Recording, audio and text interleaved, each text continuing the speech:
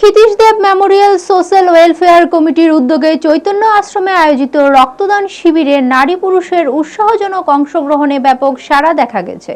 ভবিষ্যতেও বিভিন্ন সামাজিক কর্মকাণ্ডে তারা সমাজের পাশে থাকবে বলে জানানো হয়েছে কমিটির পক্ষ থেকে। বিভিন্ন সামাজিক কর্মকাণ্ডের মাধ্যমে তেলিয়ামুড়া অঞ্চলে ক্রমেই মানুষের ভরসার জায়গায় পরিণত হচ্ছে ক্ষিতীশ দেব মেমোরিয়াল সোশ্যাল ওয়েলফেয়ার কমিটি।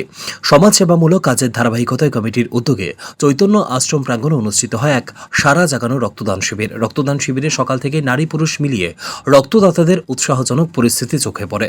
আয়োজকদের দাবি, আগেরবার মোট 32 জন রক্ত দিয়েছিলেন, এবার সেই সংখ্যা উল্লেখযোগ্য বৃদ্ধির আশা করছেন তারা। শেষ খবর পর্যন্ত রক্তদান কার্যক্রম চলছিল।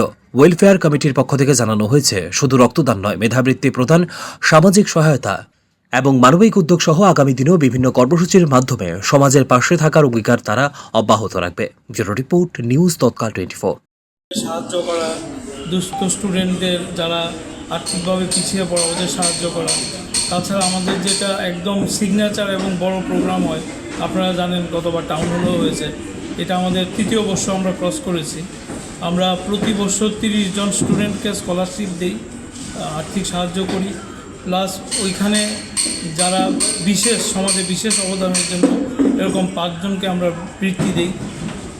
তারপর আমরা বিভিন্ন পর্যায়ে যারা ধরুন বিভিন্ন সামাজিক কাজকর্মে লিপ্ত আছে, ওরা যারা সম্মানের সহিত তেলিয়ামুড়া বা ত্রিপুরার নাম উজ্জ্বল করেছে, ওদেরকেও আমরা সম্মান জানানোর চেষ্টা করি। ক্ষিতীশ দেব মেমোরিয়াল সোশ্যাল ওয়েলফেয়ার কমিটি এটা 2য় বর্ষ চলছে রক্তদান শিবিরে।